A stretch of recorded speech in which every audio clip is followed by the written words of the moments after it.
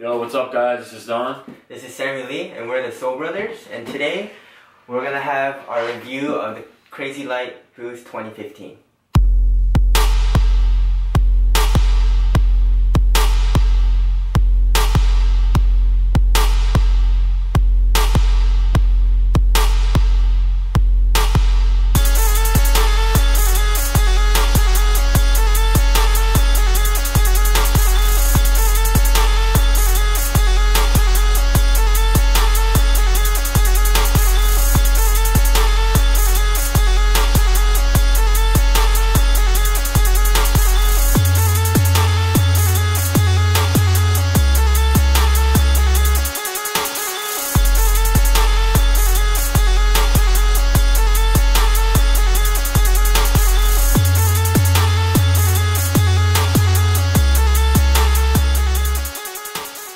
Alright, so let's start off with the cushion.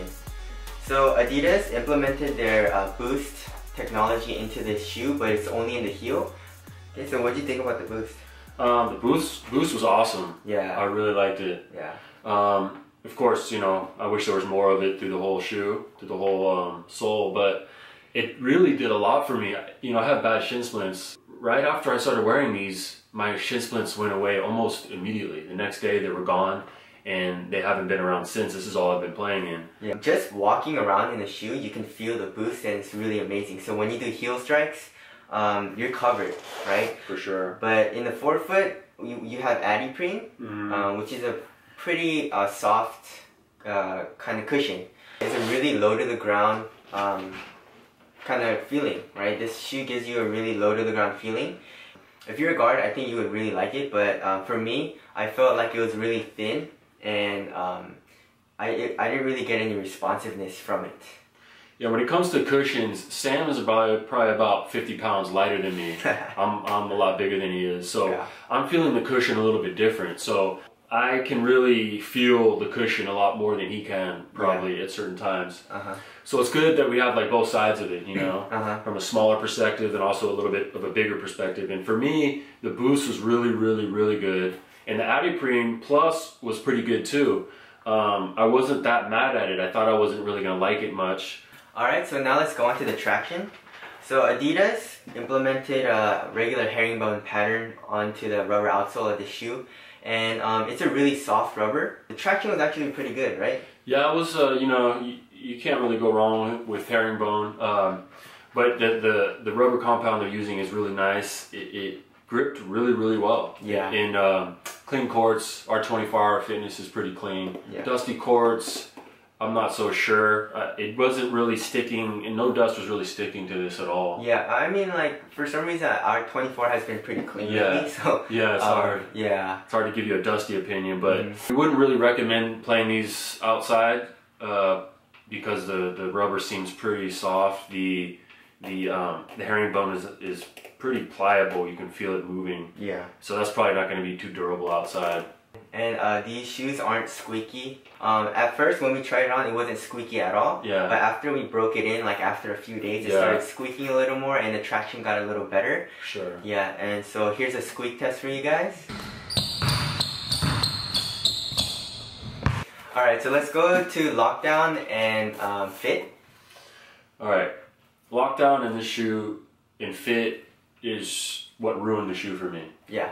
There was way too much room in the entire forefoot and toe. You know, I have a pretty narrow foot, but I doubled up insoles and it was still a little too roomy. Some people say they just put one thicker insole and that was fine for them. That's great.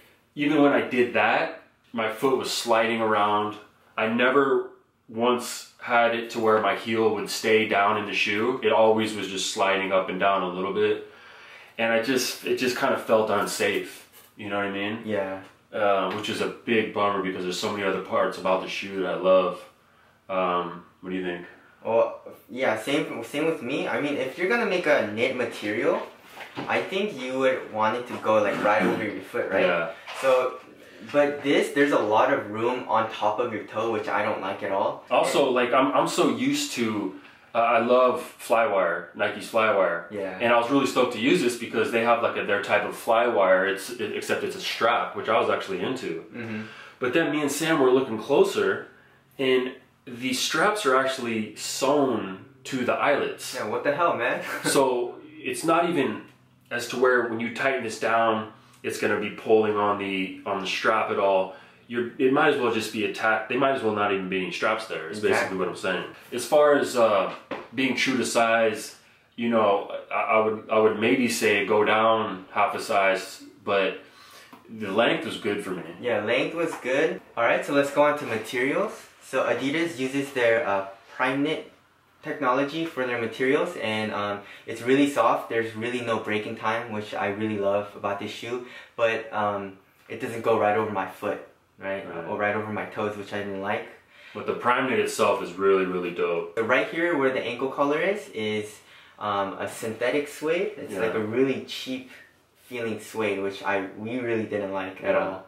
Right, it goes over to the tongue right here also. And on my shoe, what I got, where the fused material is on the toe area, on the toe cap, if you guys can see it, this part goes down more, and this part doesn't. The craftsmanship of the shoe was not very good. Yeah. Mine was okay, but mine was screwed up. So 50-50, you know, so far with us. Okay. Alright, so then let's go on to durability. Right, so I don't even tighten my shoes that tight because I can't feel my feet if I tighten my shoes really tight. But right here, if you guys can see, the laces got ripped. Right, this part got like messed up right here, and I was very disappointed. In Don's shoe, the laces are actually ripping a little bit too. When you're playing a lot of ball, it's just like kind of sawing on the eyelet. So durability on the shoe, it was not that good. It's not going to be good at all. I mean, we played a week and we already tore an eyelet. So there's that. As far as the heel counter goes, just your average TPU heel counter, there's really nothing around the ankle for support along with the heel cup. So ankle support is not great. I actually rolled my ankle a little bit playing yesterday actually. Wasn't bad, but it could have been really bad, and so I didn't feel too safe in the shoe. It's also a low top, so that doesn't help either. Yeah. But they are coming out with a mid pretty soon. The support, in my opinion, what I felt was not that good in this shoe. If your heel is coming up, your foot can start slipping out of the shoe really really easily. Your whole foot can fall off if you use this shoe. So. Yeah, you can lose your leg, your life, everything. Don't do it. Let's go over to the ventilation. So ventilation was actually really good. There's a lot of holes in the toe area and also the medial and lateral side of the shoe, right, from the prime knit. Which you can see, I mean, you can literally see right through it. Yeah. So. Alright, next let's talk about the price.